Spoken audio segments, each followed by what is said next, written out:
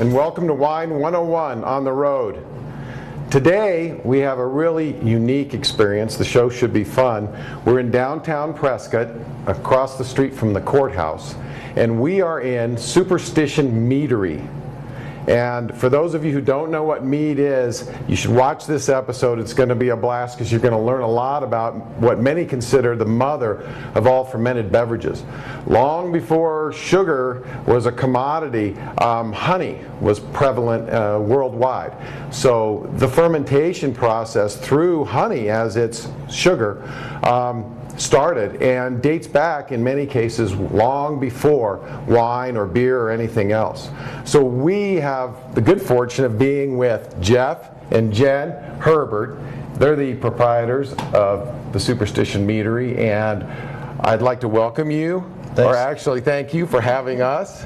And what we'd like to do is have you tell us about what you do here, and the best way to probably do that is tell us a little bit about yourselves, but also how did mead get started? What's its history? Cool. Well, first of all, I'm Jeff. Nice to meet you. It's my wife, Jen. And we started, like anyone that has a meadery in America, making mead at home. Because to date, there's never been a book written on how to make mead professionally. So it's really something that we figure out as we go through the process, and we draw lessons of how to ferment and blend and barrel age from the world of wine and craft beer, and we even take some marketing cues from the distilled spirits world. And mead, the first thing you have to sort of accept is it's not wine, it's not beer, it's its own class of beverage. So when honey is the primary fermentable ingredient, you are making a style of mead. So we began making mead when a friend of mine visited, and he had brought some homemade craft beer. And I couldn't believe that beer could taste that good. And I was always, partial to, a Newcastle or an imported beer, for example, versus a Budweiser. I knew what Belgian beer was, but I really didn't know about how you make it. And I got home from work one day, and Jen had given me, for Father's Day, a homebrew kit, a refrigerator and a shelving unit. And so I made the beer that came with that kit. And then right away I was like, this is cool. It's like cooking. You're making it on your stove. You're putting in different ingredients. And then I went to the homebrew store, and I said, hey, I want to make a Belgian beer and a mead. And I got the ingredients, started putting them together, and just kept making mead ever since. And then when your friends would come over and drink for free in your kitchen, they're like, hey, you should sell this stuff. And I started thinking, well, how do you do that? So I took a class in Chicago at the Siebel Institute on how to start a brewery, and many of those lessons directly parlayed into starting a meadery. So I learned how to write a business plan and did all of the research with where are we going to get every single ingredient, how are we going to price our products, how are we going to sell them, what do we need to do to be successful. So we made this plan and we put it into play.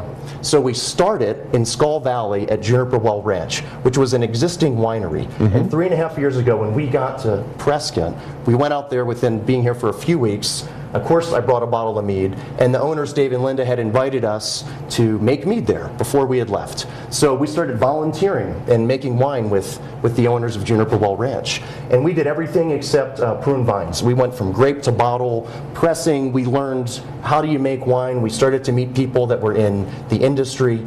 And I keep saying wine because legally we're a winery. Anyone that is going to ferment sugar and juice in the absence of grain is a winery. So that's really the difference. So if you make alcohol in America, you're either a brewery, which means you have to use cereal grains, so malted barley, wheat, even rice, whatever you would put into your beer, and you have to use those in all of your products. Wineries are not allowed to use cereal grains. So any fruit. So classically, think of Cabernet or Merlot or Gewürztraminer. So those are grapes. They're really just fruit that you're going to turn into wine. So we use honey. And we decided to make mead because the stories around mead and the styles, it's just, I'm driven by the creative process in craft beverages, and with mead there's no rules. There are styles of mead. If you make a fruit mead, it's called a melomel. If you use spices or herbs, it's a metheglin. If you add honey to grapes, that's a piment. If you add honey to apple juice, like we have in a demijohn over here, that's a sizer. So there are styles of mead, and as if someone came in here, they could try. Today we have 11 meads and 1 cider available that you can do samples of and really get a very wide sort of education as far as the styles of mead, from what dry meads are to semi-sweet to sweet. Another common thought I think that people have when they come in, if they're not familiar with mead, is, oh, it's going to be sweet because it's made with honey. Sure. Well, if you've ever tried wine grapes, they taste really nothing like the end product. Yep. I mean, wine grapes are some of the most delicious fruit you can ever eat. Sure, but super sweet. Wine's very different. So what we start with is certainly very sweet. So just like in the wine world, an unfermented mead would be a must. So in the brewing world, it's wort turns into beer, must turns into wine or mead.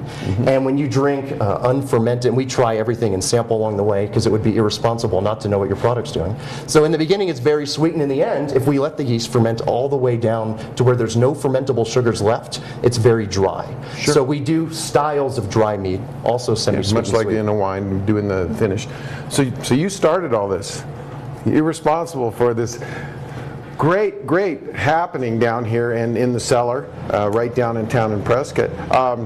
So if we can, if it's okay, I would like you to tell us a little bit about the history of how it came along, but then let's go through the basics real quick. You're going to take your honey, get it ready to ferment it, and take us through the steps, because most people that have been watching have a good idea of how wine is made, but I bet they don't have much of an idea how exactly you make a mead. Sure. So even just a basic mead. Absolutely. As far as the history goes, before people were planting wine for grapes, or grapes for wine, and barley for beer, hunter-gatherers would collect honey. That still happens today, and it would be mixed with water. And before ceramics were even invented, that technology, people had animal skins to carry their liquids around in. So the theory goes, and there's no proof of this because these things decay over thousands of years, but since before recorded history, hunter-gatherers would collect honey, mix it with water, and that was like the Gatorade of our ancestors. Now, there's wild yeast in the air all around us. So yeast is about the fifth the size of bacteria. You can't see it, but it's there, and if it gets in contact with sugars, it's going to start to ferment them. If he doesn't drink it before he gets back to the village, within a day or two, fermentation's begun. So the CO2 would swell that up, he gets back to the village, and he's got a party. So people believed, until recently in our history as humans, that fermentation was magic, miraculous, and that bees got their honey from heaven. So that all changed with Louis Pasteur. Coming till where we are today, how do we make mead? We take honey, water, and yeast. We mix that together. Now, honey doesn't have all of the micronutrients and amino acids that is really integral in a healthy fermentation. So we use some yeast energizer, which is B vitamins, amino acids. We put that all together, and one thing that we do is we manage the fermentation. So when you're making beer, you want to get a lot of flavor from the yeast. If you're choosing a Hefeweizen, an American wheat ale, or a Belgian beer, you're going to choose different yeast to make those. Sure. Because you're going to get flavor from those yeasts. You can even change the temperatures to get different flavors. We want to showcase what the flavor of honey and the special ingredients are. So we actually aim to have a very clean fermentation, meaning that you're not going to have a large amount of flavor that is put into the product from the yeast. We still use different yeast for different products and different purposes, but basically honey, water, and yeast would create a traditional mead. From that point, you can put in any fruit, herb, or spice to create whatever flavor you're going for. And that having been said, you can also make dry fruit meads, semi-sweet or sweet. You can back sweeten if you like as well. So you mentioned yeast, and in wine you pick different yeast for different varietals. You pick them for different terroir to bring out certain characteristics that you want, and you may even eventually blend wines from different yeasts into a finished product. With mead, you are trying to accentuate the honey in many cases. In the old days they just used yeast that was around, but you have cultured yeast. You have varieties or choices that you can make. So depending upon your style, I'm assuming you'll pick a yeast? Absolutely. So for many of our semi-sweet meads, we use yeast that really are used for making aromatic German white wines. We also use red wine yeast when we're making our piment. So if we have a red piment and we're taking Syrah or Cab and adding honey, then we want to use a red wine yeast to increase the body. And when we're making our sizer, for example, we just used an ale yeast for the first time. Another thing that's really exciting, we had a sort of cult classic product come out called Berserker. And we used wild yeast. We had the world's first, since like the Viking days, commercially released sour mead. So we did an open fermentation where this was at Juniper Well Ranch, and we left the barrel open for 4 weeks. Wild yeast got inside. We also used blue agave nectar in this product. It was made in a barrel that was once a Maker's Mark barrel, then we had made a mead, then we had made a cider. So the flavors are just unbelievable. It became 15% alcohol. We finished it with a champagne yeast because that's very alcohol tolerant. And we still have a few bottles of this. And one thing that we're doing, we sent 2 bottles to White Labs in San Diego, one of the largest yeast companies in the States. And they're going to isolate and culture the yeast. And we're going to have a proprietary strain of wild yeast from the National Forest area just west of Prescott. And we'll be able to, they're going to maintain that in a cryogenic bank, and they'll be able to grow that and send it to us whenever we like. So we use a huge array of yeast for all of our different products. That's cool. And that, that's the process. And what's neat is in the small format, that's where you get the real craftsmanship. And what you're going to find when you come visit here is the attention to detail and craftsmanship. This, you can tell by their excitement and exuberance, is a passion. And the products are fantastic. So let's look at some of the processes. Now that you have your fermented product, okay, now you're going to age it, I'm assuming. Right. So we can age in our flex tanks, which mimic a neutral barrel for micro-oxidation. Typically, our products begin their life in a flex tank. We do some barrel fermentation. It's very labor intensive. When we do that with our Lagrimaste Oro, our dry mesquite mead, there's seamless barrel integration from birth to bottle, and that's just really a cool thing to do, and sort of a claim to fame that we have for being the first to actually ferment mead in bourbon barrels. So barrel aging, though, is very common. And as you can see behind me, we have many different types of barrels. We have 10-year-old smooth Ambler bourbon barrels, Buffalo Trace bourbon barrels. We have neutral French and American oak off in front of us, and then over here we have brand new American oak barrels, and all of those have very different qualities that they're going to impart into the final product. So one thing that we do also, we have a relationship with the brewery, spelled R-U-E in the middle, from the Los Angeles area, and we are going to age some meads in these brewery barrels. So these were once Madeira wine barrels that made a 19.7% stout called Black Tuesday. That's just an amazing beer. So that beer has chocolate and vanilla in it, and we're going to see what it does to some meads that we make. So if you like, we can actually pull a stainless steel nail out of this barrel and take a sample of something we call Blue Belgian. It's a trial product. So normally when we're tasting from a barrel, we go up to the punt on the top and we open and we take a thief and pull out a glass or whatever. What are you talking about, a nail? All right, so when you remove the silicone bung from the barrel, you're exposing that barrel to the air around us. And there's always a chance, whenever you're putting anything inside your product, that you could introduce a wild yeast or a bacteria. So by pulling a stainless steel nail, we're not exposing that barrel to anything. We're actually going to take a sample right from the barrel through the wood. Wow. So would you like to see how we do that? Yeah, we'd love to. All right. So now while we're doing this, we've got some questions as to how you're infusing or getting your flavors to integrate. So for example, you have a certain list of ingredients. Are you doing it before it's fermenting, after fermentation, while it's aging, or all three? It really depends, all three. So if you take fruit and you put it in the beginning of your fermentation. So we made a mead where we used some mango nectar.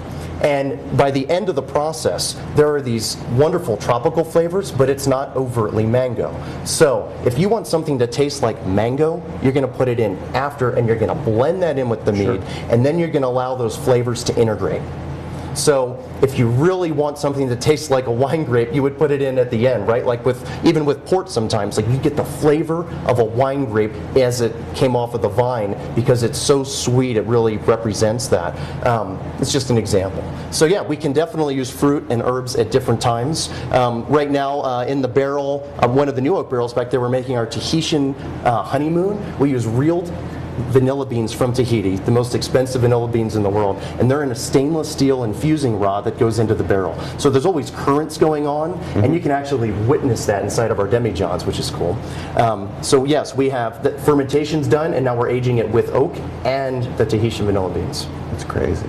That sounds good. Let's try this. Cool. So I just sprayed the nail with isopropyl alcohol, so that's going to kill anything that's on there, right? As we pull the nail out, we're going to catch a sample in our glasses. And one thing I learned is you always You're have, better at this. Do you want to do this? I'll show you how. Okay. you always want to have a spare nail and sanitizer. All right. All right, get ready to hop down in here. Okay. Yeah, you go next.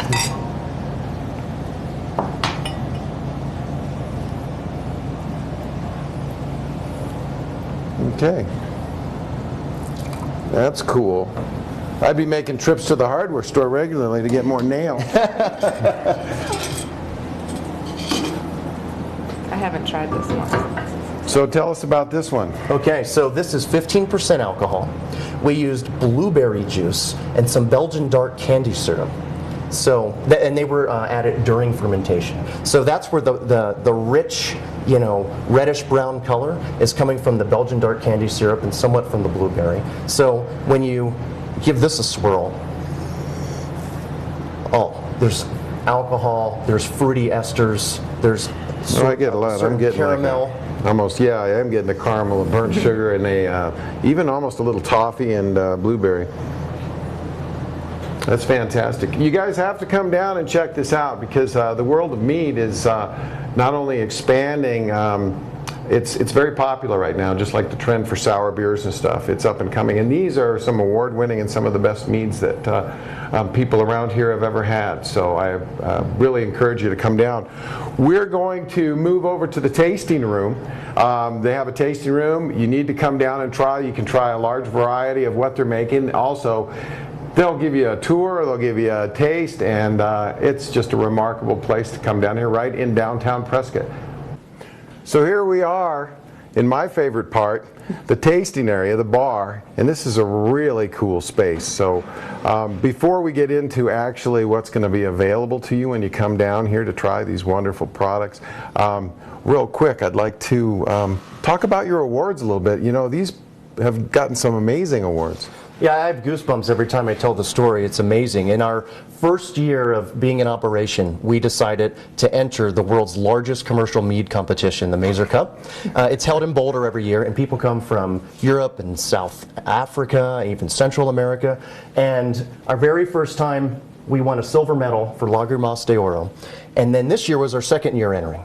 We won 3 medals. Wow. And we're tied for the second most awarded meadery in the world in 2014. I still can't believe that that's even a real thing. Right here in your backyard. And that professional validation is just awesome to know that we're onto something. It's really exciting. Well, certainly in the quality, obviously, has got to be a part of that because they drink a lot. They know what they're doing when they give awards out. So, well, congratulations. Thank you. So now to the fun part. When we come in here, what can we expect? What are you pouring, let's say, if you came in here this afternoon? Well, what happens to most people when they come down is they ask, what is this place? What do we do here? We're not sure about it because they haven't heard of mead or they've heard it in some textbook that they read at one point. And so what we like to do is educate them first on everything that Jeff explained. What is mead? How do we make it? All of our honey is local.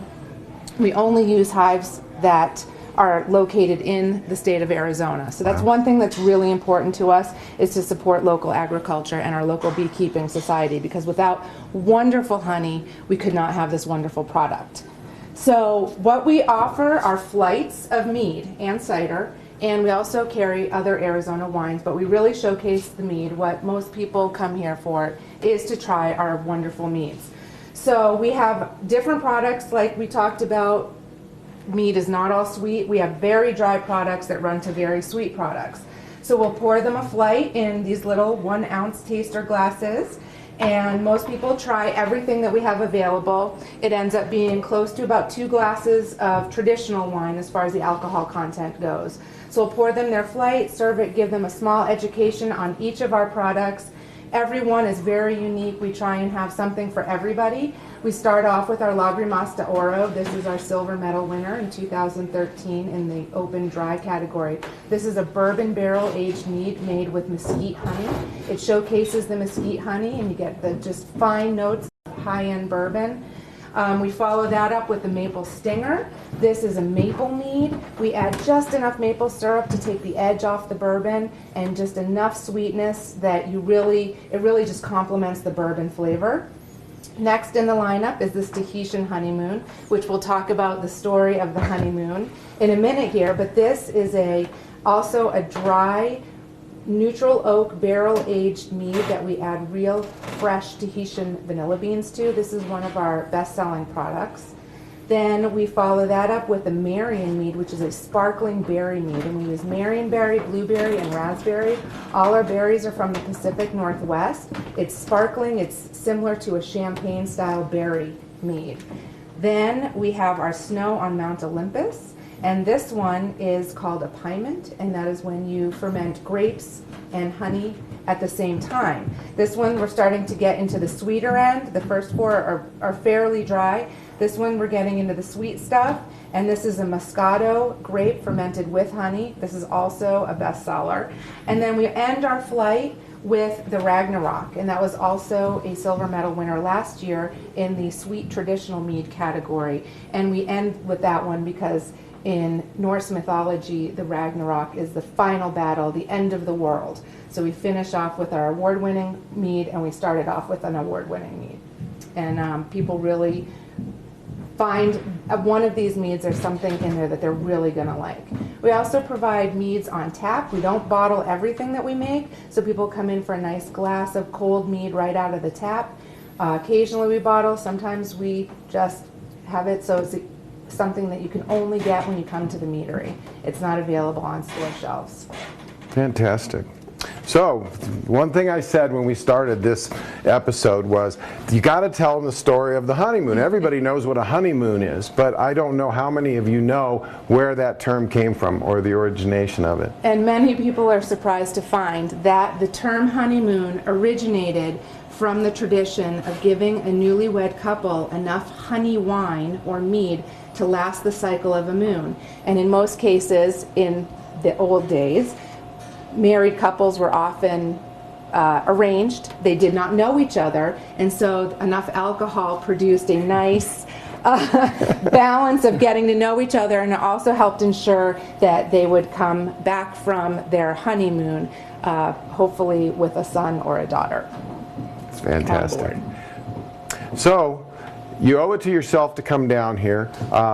You know, this time of year, actually any time of year, is wonderful for coming downtown, the courthouse area. And some people will not find this place, even though it's right across the street from the courthouse. So what can you tell them? How do you get here? What's above us? Well, we're in a beautiful renovated historic building, once known as the Burmeister Building. Many of you who have lived here long enough will know that Stoltz used to be here. JCPenney was here at one time, and a short time we were known as the Prescott Plaza Shops. This whole building has been renovated and converted into what is now called the Old Capitol Marketplace. It's beautiful inside. All 3 floors have something to offer. We're in the cellar, so when you come into the Old Capitol Marketplace, you need to make your way right to the elevator or the stairwell and come down. One thing we didn't mention, we do offer small plates, some different dining options that people can't get anywhere else in town. We have salmon bruschetta, we have gourmet meat and cheese plates, tapenades that are made in-house by our wonderful chef. So there's something for everyone. You can come and snack and enjoy a glass of wine. It's kind of like a tapas, and you get to try all these different flavors and talk to these people about what they're doing, because they're making, you know, 30 or 40 different flavors as we speak. But we want to thank you very much for the opportunity. We certainly enjoy businesses, but energized and contemporary businesses come into this town. You do a big part for the community.